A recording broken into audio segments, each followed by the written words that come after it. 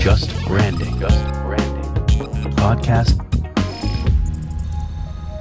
Hello, everybody, and welcome to this newest episode of Just Branding. This time we have the wonderful Natalie Nixon with us. Natalie is a creativity strategist, and she's the president of Figure 8 Thinking, LLC in Philadelphia, USA. She's a fellow at the Royal Society of Arts, Manufacturers and Commerce, and she's a prolific writer, having written for such magazines as Inc. magazine, Future Rhythmic, and recently she's launched a fantastic new book, The Creativity Leap. Welcome, Natalie, to our podcast. Super excited to have you here. Thank you so much, Matt. Hi, Jacob. Hi, good to be here. So, Natalie, we're so excited to have you on, but one of the things that you may have heard that we do a lot with our guests as soon as we get them on is to really help them sort of give us a lens through which to look at some of the subjects that we're going to sort of dig into with you. One of those subjects obviously is going to be creativity, particularly around your book and curiosity. So perhaps one good way we could start is to ask you, how would you define creativity and curiosity, and what would that mean in a business context? Sure. So I've spent quite a bit of time the past few years really trying to come up with a simple and accessible way to explain creativity, to kind of democratize it. And I think about creativity as our ability to toggle between wonder and rigor to solve problems, and also produce novel value at scale. And wonder is about awe and audacity and asking big blue sky what if questions. It's also about pausing. Rigor is about time on task. It's about discipline, incessant practice. It's often very solitary. It's not particularly sexy. And it is an equally essential aspect of creativity. The reason why it's super important for us to be thinking about creativity in a business context is that most businesses that I work with are trying to build cultures of innovation. But what I often find is that they throw around the word innovation quite a bit and are not necessarily speaking the same language. We don't have a good lingua franca for how we think about innovation. And by the way, I define innovation as invention converted into value. And that might be social value, financial value, cultural value. But at the end of the day, creativity is that conversion factor. It's creativity that converts an invention, an idea, into a scalable idea. But we have to actually start with creativity before we even get about the business of innovation, because creativity is the engine for innovation. It's how we get to interesting and cool inventions that we can eventually scale.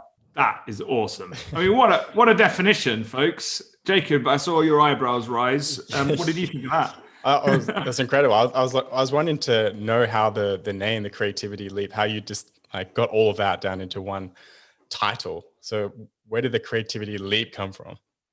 Well, when I was sitting down with my editors at Barrett Kohler to think about the title, one way we kept framing the role and importance of creativity in this current time was in terms of a gap. You know, I think about the lack of creativity being applied in business situations, in our organizations, and even in our daily lives.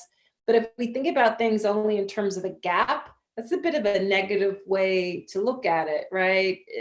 It's a chasm, it's a lack of, and so we decided to flip that, and after some brainstorming came with the word leap. And on page 1 of the Creativity Leap, I talk about I asked the question, what is a leap? You know, what does it take to leap? And in order to leap, number one, you have to have identified some barrier. There's something in the way, there's some impediment. You need vision in order to identify that barrier. Secondly, you can't just walk around the barrier. You've got to make a running start and scale it with this leap. The third aspect, of course, is that leaping requires this kinesthetic energy. It requires energy and movement. And in our work, that might be equated to build, test, learn. You make in order to learn and to discover. And finally, it's impossible to leap backwards. We can only leap forward. And so it's that forward motion that's super important too. So there's a lot in that word leap. I think it's a very positive, action-filled image and visual that comes to people. And if I haven't said it already, the other piece of the way I'm thinking about creativity is that it's been siloed and ghettoized in the arts and in design. And so we have people muttering, oh, I'm not a creative type, or the creatives will handle it, right? And that's not fair to artists. It's not beneficial to our society at large. So it's my view that to be human is to be hardwired to be creative. I love that metaphor with the leap and the energy and the vision, the run-in. It all just works so well. It kind of reminds me of Marty Neumann's brand gap, but you kind of just flip that and you kind of bridge in that gap. It's just a different way to bridge that gap, but through creativity. Yes. So yeah, Absolutely. Very clever. So I'd love to talk about that vision and how you actually come to that vision, because I guess there's a process of doing that. How do you actually get to that point?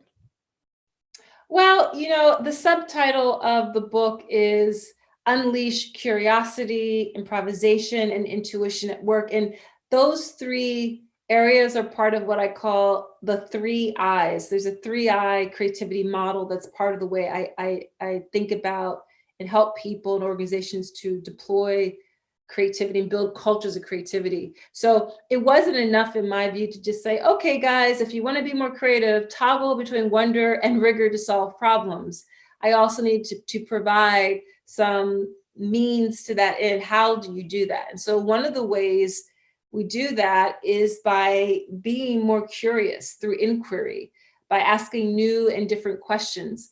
And I'm a big fan of the work of Warren Berger, who wrote A More Beautiful Question. And in that book, Warren Berger talks about how asking questions is actually a way of thinking.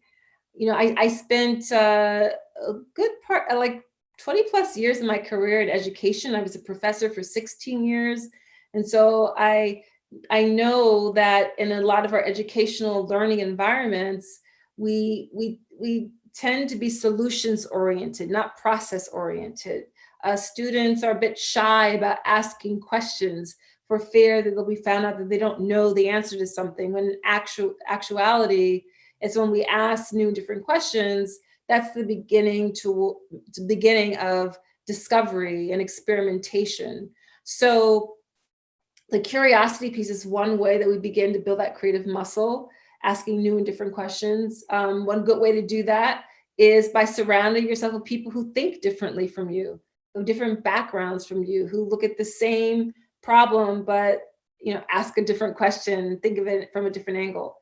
Improvisation is the second I, and improvisation is not really about, being able to do a good jazz solo with a musical instrument. It's not about, being really good at comedic improv. Being improvisational is about being adaptive. It's about the build. It's about saying yes instead of, yeah, well, we tried that 2 years ago or 8 years ago and it didn't work. So having that adaptive mindset, as Carol Dweck calls it, the growth mindset, is really all incorporated in being improvisational. And then intuition. Intuition is a type of pattern recognition. We all have in our bodies what I call our own internal antenna. There's something called the vagus nerve, and it extends from the cranium down through the heart into the gut.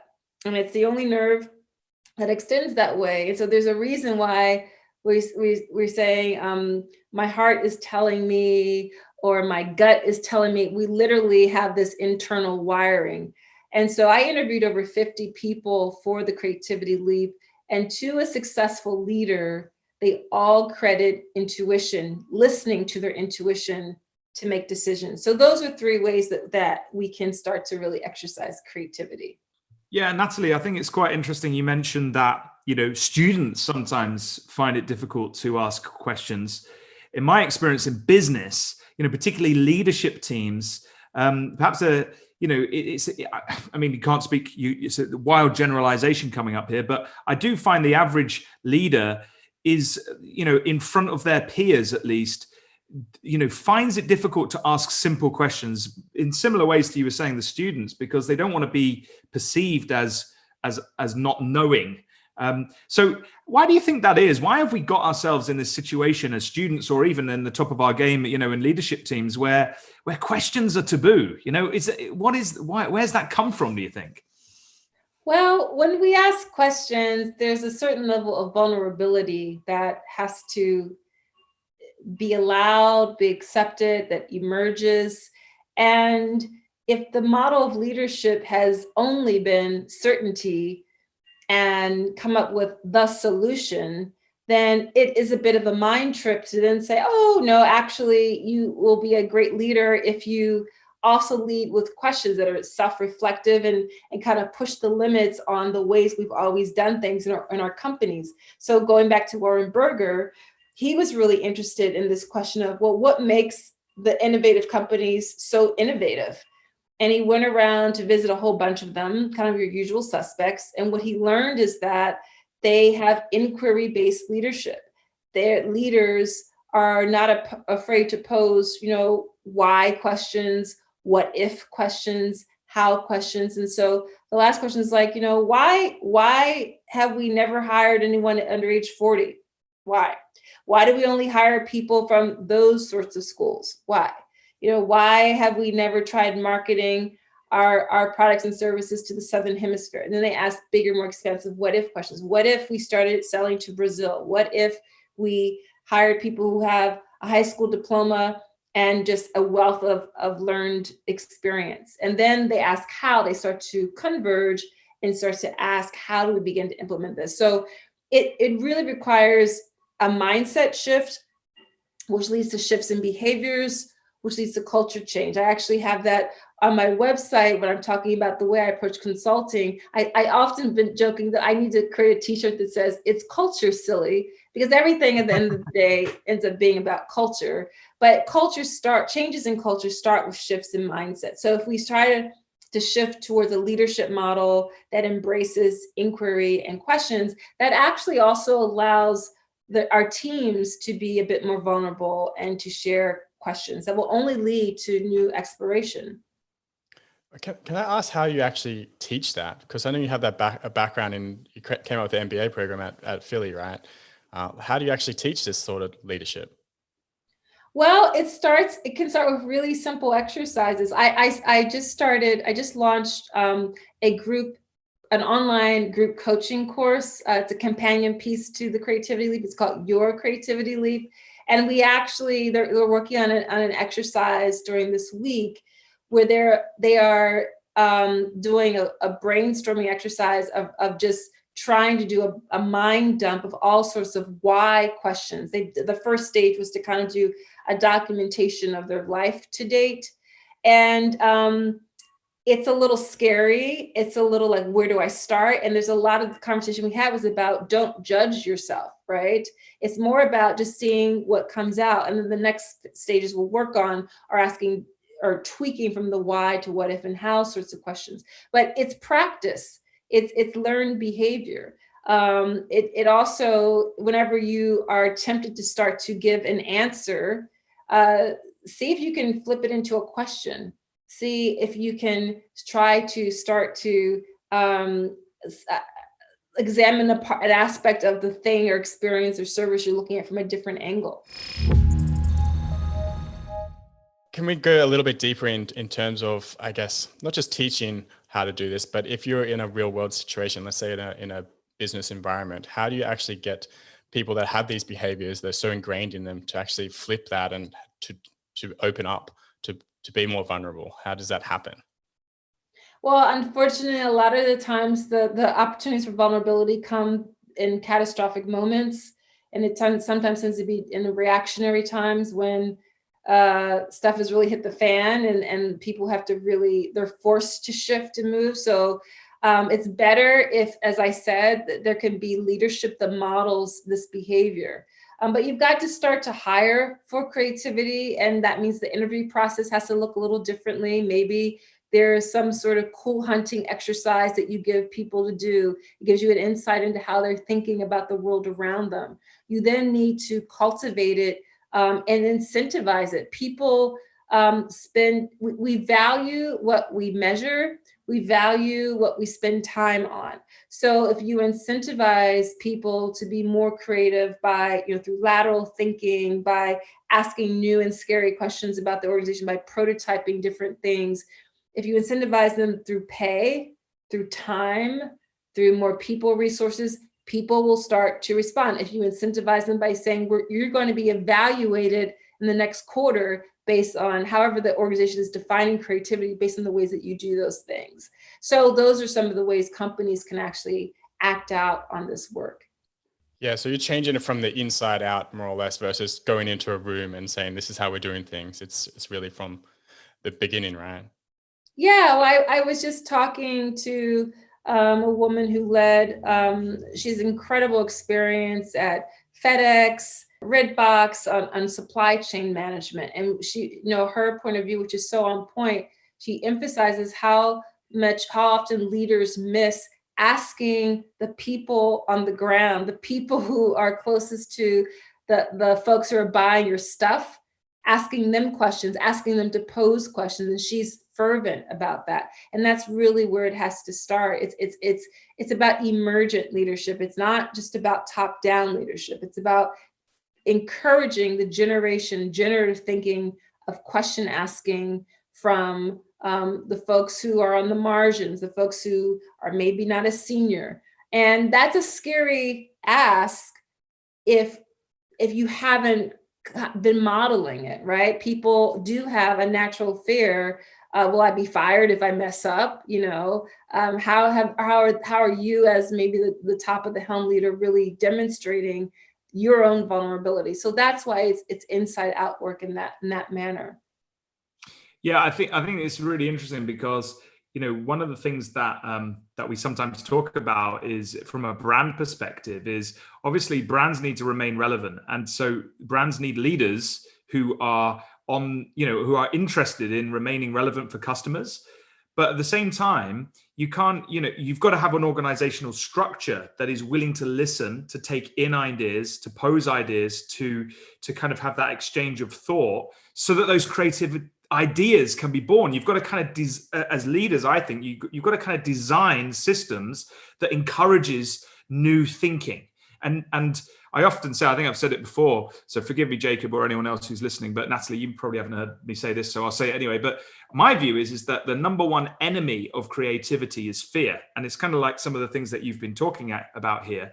And if you have a culture which doesn't encourage new ideas and doesn't allow people to potentially fail, you can very quickly fall into this kind of realm of fear if anyone comes up with a new idea that's not very good. So then no one does come up with any new ideas because they're fearful. What are your thoughts on fear in business and in creativity? What are your thoughts on what I've just said?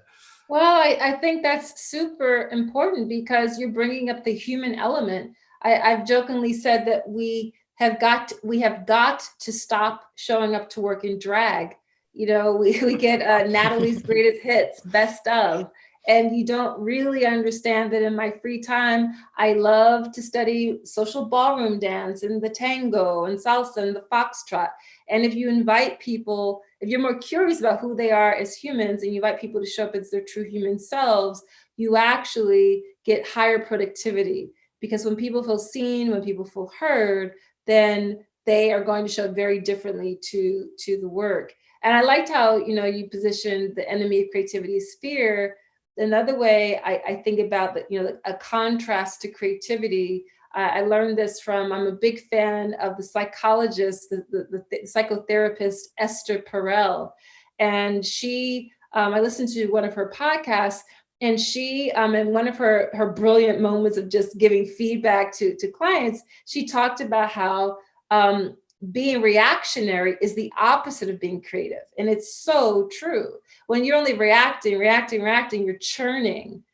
That's not a creative mode. The creative mode is when you don't react, but you are producing, you're juxtaposing elements that have never before been put together, and you truly can be in the moment, which requires bravery. It requires a very different way of putting yourself out there. The other piece that's important that requires bravery is if you really start to incorporate a prototyping mindset that really does begin to value mistakes and failure, you oxygenate your ideas. You give them air and light. You allow other people to opine on them and without taking it personally, and being willing to adapt the idea, tweak it, develop it, chuck it out the window, start all over again.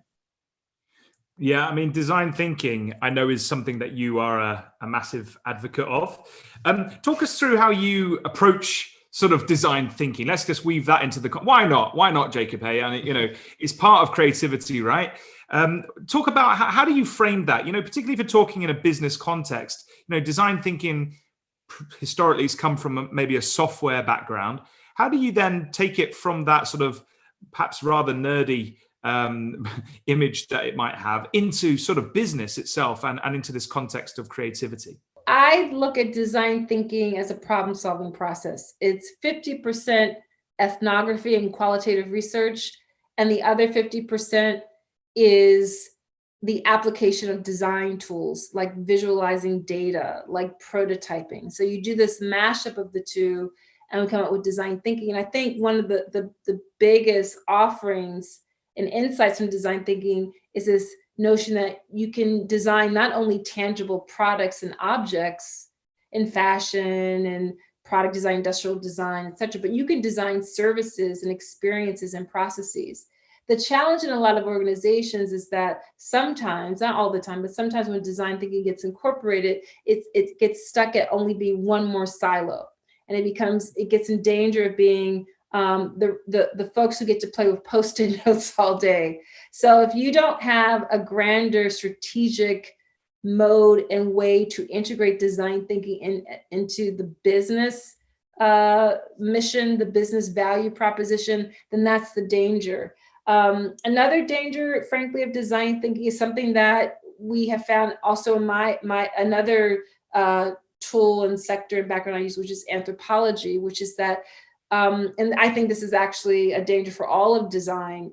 Design has to be very careful, and design thinking has to be very careful about not only being in this mode of designing for, right? But how do you really ensure that there's co-creation happening, that there's a feedback loop, that there's not kind of this superiority attitude of we know what the user needs, we know what's best for the people who we've just gone into their situations, their homes, their lives, and then we go back out. So that's an important feedback loop to really ensure, and that's also a danger in anthropology. Anthropology has deep colonialist roots, which are highly problematic. The tools abstracted can be really useful as long as we're mindful of those things. Can we talk about some of those tools? I'd love to dive a little bit deeper into anthropology. Yes. In college, I studied anthropology and Africana studies. And I actually posted on social media this summer that it wasn't until a few months ago that I realized that studying Africana studies, so Africana studies is this multidisciplinary major where you learn about people of African descent in the diaspora through the lens of sociology, literature, economics, political science. And it wasn't until this summer that I realized that was actually my first foray into systems thinking and systems design, because it was really equipping me with a way of understanding networks and nodes, and this idea that if one thing in the system shifts, it's going to have a cascading effect on everything else. So that was a real value of studying Africana studies. Anthropology, cultural anthropology, equipped me with asking questions very differently. And I love cultural anthropology because it helps me to be self-reflexive on my own culture and society, and it gives me a way in to understand what I call the worm's eye view of society. I think sociology and poli-sci, economics give us the bird's eye view. They give us that 30,000 foot level view, which is important. We see patterns from that view. We see the what, but we don't understand why.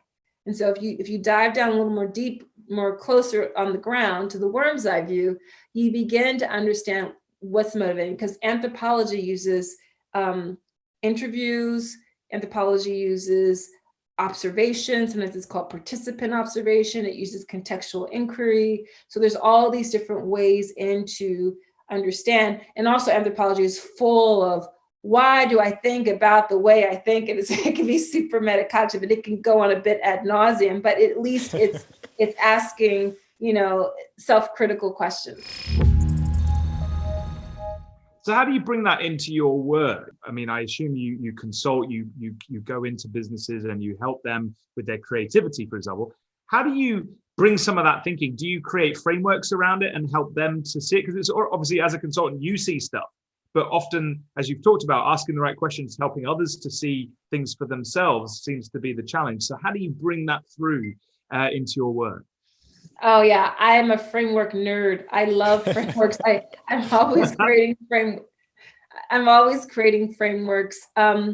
So one way that I bring it in is in my consultancy work as a strategist is just to help my clients couple all the quantitative data that they have with the deeper data that comes from ethnographic studies and qualitative research that I can bring to the fore, that they might frankly think there's not enough time for. And it's a more time intensive process, but it adds so much value to kind of putting meat on the bones. So for example, of really going beyond the focus group, because even the focus group has its flaws, because it can lead to sheep herd mentality, right? And so you still have to get out of the building, metaphorically speaking now during quarantine, and understand what makes people tick, what are their drivers, what motivates them. So that's invaluable, because that leads to those unexpected, we might call them black swans, that were just kind of embedded in all the noise of the data, but there's a story that you're told that leads to down the line to understand things from a different perspective, which really ultimately makes the business value proposition much more distinctive. Would you mind sharing an example of like a real world case study or example that you've gone in and helped someone uncover these sorts of things?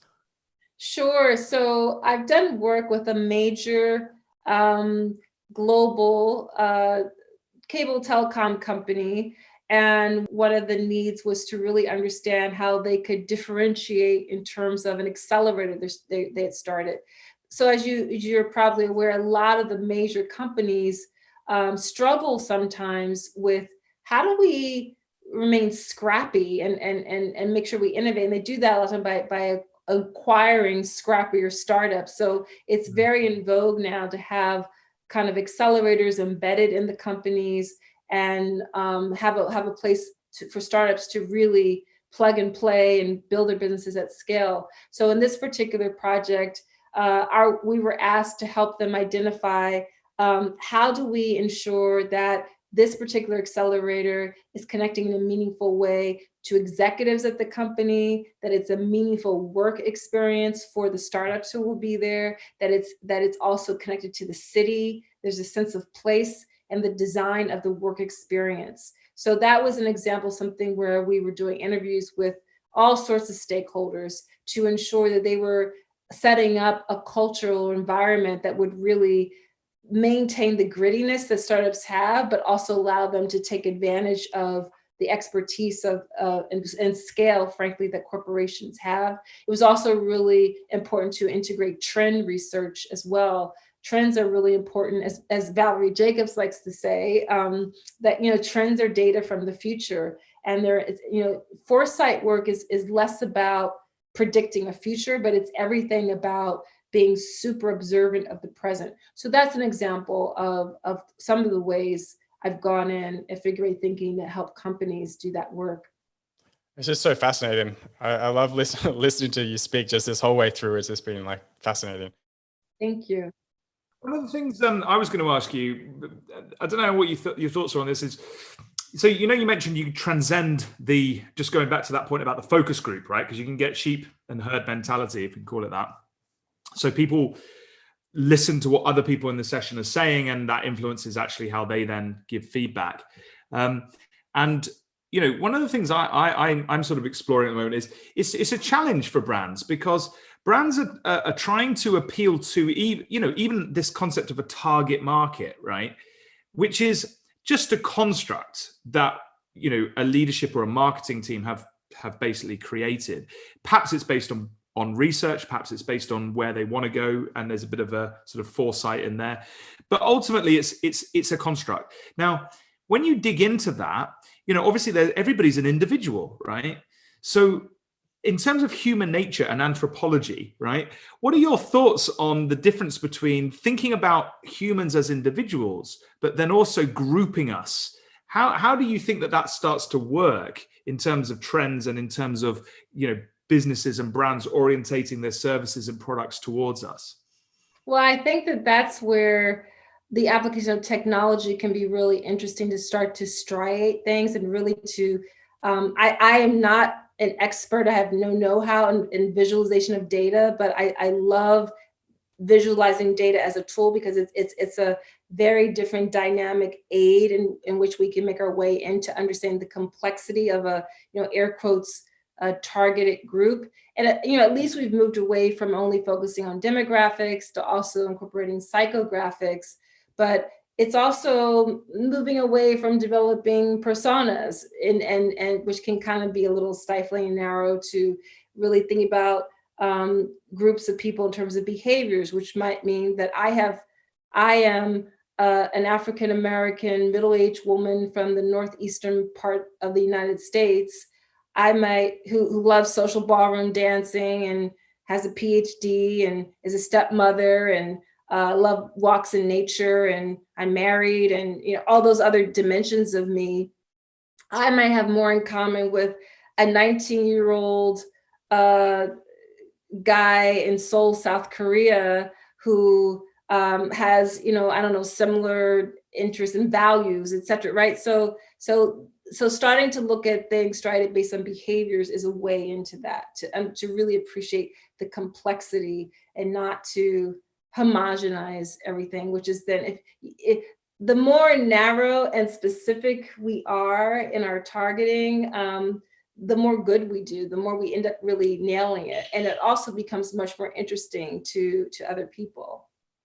Yeah, and the more broad we are, actually the more challenging it is, and the more meaningless we can actually become.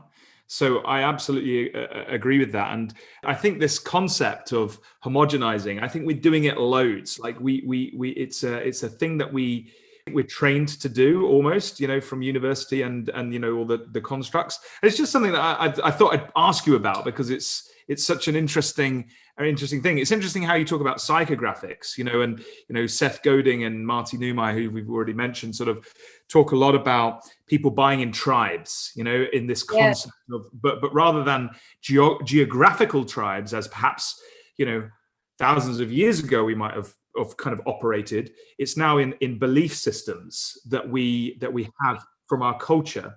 And so brands, I think you're right. We are shifting from targeting people who live in Florida, who are earning this amount and drive this type of car, to now more of a global approach, where we're looking for people who believe in, a sustainable future or whatever it might be. So yeah, and I think that, but even in that, my question is, but are we getting, again, are we grouping people too much? How far do we group them, and how not far do we group them? This is the challenge. And I don't know if you've got any thoughts on how far business is going to go with that.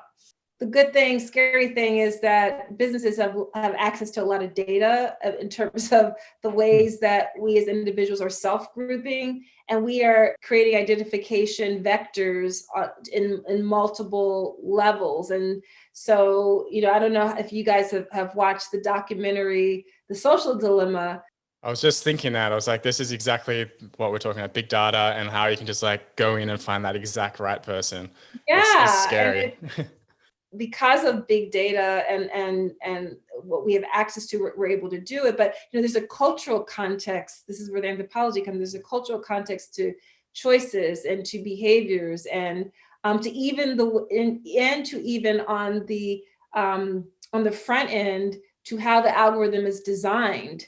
Which because if you don't have cultural sensitivity or cultural curiosity and understand the nuances within a demographic or even a psychodemographic, you're going to miss a whole set of insights because of assumptions that are built in, that because you don't ask certain questions. That, at the end of the day, a human being is still going to have to be on one end of the algorithm, who, going full circle to the top of our conversation, who's curious, who knows how to ask a different question, who has a team built on cognitive and ethnic diversity, so that they can go into a scenario asking a different range of questions. They don't end up being burned by their assumptions.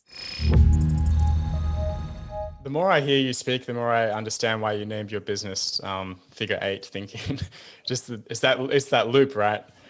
It is. Well, yeah, I called it Figure 8 Thinking because to build on ideas, you have to go out and then back in, revisit, and go out and revisit. And it also it's a nod to kinesthetic learning. I know how to ice skate, but I've never been a figure skater. But I love this idea of movement and moving and making in order to learn. So that's what is all involved in the name of my company. Clever. Yeah, and it's interesting to hear you like Foxtrot. I'd love to see you, maybe on another podcast, you could talk to us about that, because I've got two left feet. It's on my Instagram account. Is it actually? I post videos of myself poorly salsaing and foxtrotting and tangoing and hip hop. I take hip hop dance classes too, and nice. No shame to my game. I'm fine with sharing. Jacob, are you much of a dancer, buddy? Definitely not. I'm just glad the name Just Dance has taken already. So. Oh, that's such a shame. I'd love to see some. Yeah, I think I have 3 left feet. Of you, yeah. 3 left feet. Wow. Well, listen. I know time is precious, and we've danced around a lot here. I was just wondering as we could start to draw some of the threads together, towards the end of this podcast. I was just wondering if you had any sort of top tips or methodologies that you thought, our listeners, particularly entrepreneurs, might find helpful in relation to creativity and being curious and kind of using some of that in their work. What sort of tips would you give perhaps someone just starting out in regards, in relation to some of those things? Yeah, well, you did mention that a lot of the folks who are in your audience are designers, maybe even artists, as well as entrepreneurs in tech and other sectors. And I do hope that the way I think about creativity and the creativity leap is a way for folks who are designers to really have a confidence of having a seat at the table, because there is a business ROI of creativity. Before I get into the tips, I actually on my website, I have a PDF that people can have access to where I describe, actually I haven't put that one up, but the business ROI of creativity. I was thinking about the 4 creativity leaps we have to make. That's available. But the business ROI of creativity is just my belief that there's a solid, bold line between creativity and business impact. It's not a fuzzy dotted line. For example, when we are more creative, we have to have much more inventive thinking. And we have more inventive thinking that leads to new business models, which uncovers different strategic partnerships, which then leads to new revenue streams. That's a business impact, just as an example. But as in terms of tips and tactics, one thing that everyone can start to do is to become a clumsy student of something. And I just reference what I'm a clumsy student of. I studied dance since I was 4 years old. I studied modern Horton technique, and I'm in very different shape now than I used to be. So I can't very easily do that style of dance at the level I used to. So social ballroom dance for me is a way into having fun, something I really enjoy. And I'm not good at it. So I'm constantly needing to ask new and different questions of my teacher. I'm asking questions of fellow students. I'm constantly improvising and needing to be adaptive in the way I'm understanding a concept and incorporating it, and then reframing it, and then building on it. I can be super intuitive, especially in a dance like tango, salsa, even foxtrot, to really be at one with my dance partner and to be really still, sometimes listen internally. So what happens is I am exercising all these neural synapses in my brain at play. And then when I go back to the work at hand, I have exercise and ignited that circuitry in my brain so that it helps me to bring much better insight to my work. For teams and companies, I'll just end with one more example, to practice creativity. In my book, I end each chapter with a tip for an individual and a tip for an organization to be more creative, to make a creativity leap. And one of the things I recommend is that you incentivize members of your team to go to attend a conference in a totally different sector. So if you work in transportation, attend a conference in fashion. If you work in education, attend a conference in financial services or environmentalism. And what begins to happen is a bit of lateral thinking. You begin to learn, oh, they have a similar problem or challenge in their business, but they approach it X way. That's interesting. How could we do that? So give people time and money to do that, and then require that they share out. So now during quarantine, the way you can do that is there's tons of webinars that are available to people. So attend a webinar in a completely different sector. So those are 2 tips, and there's tons more in my book. That is awesome. I absolutely love that. Go to a different sector and go to a conference. And I think the key there was that little bit you just tagged on, make sure you get folks to share it, right? Yes. Because then they're going looking, like thinking, I've got to present something back to my team. Like everyone knows I'm going to this conference that the company's paid money for. And on condition of that, I had to do a show and tell next Thursday. So I've got my notepad ready. And so they're in that listening mode. They're looking, they're in their creativity. They're in the curious zone, as we could say, which then can lead to that creativity later down the line. Love it. Great tips. Thanks so much. And thanks for sharing all those mind-boggling things. Jacob, did you have anything else just before we wind up fully? No, where can we find you, Natalie? Thanks for asking. Just go to figure8thinking.com. That's FIGURE, the number 8thinking.com. And actually, people can download a free sample chapter if they so choose. Just on the homepage, there'll be a banner at the top. And I'd love people to stay in touch, love to hear from people. I share a lot of resources on my website, as well as on my YouTube channel. Just Google Natalie Nixon or Figure 8 Thinking. Awesome. And we'll drop some of those in our show notes. So please, folks, do click on those and check out Natalie. And also, if you get time, Jacob and I, we absolutely love any reviews as long as they're positive. So make sure they're positive. But we love positive reviews of the podcast. If you found anything particularly interesting, please do share, like, tweet about it from today's podcast. Thank you for joining us. Natalie, a big thank you to you, because I know your time is really precious. So we appreciate you taking some time out to speak to us today. Thank you. Thank you. Thank you so much.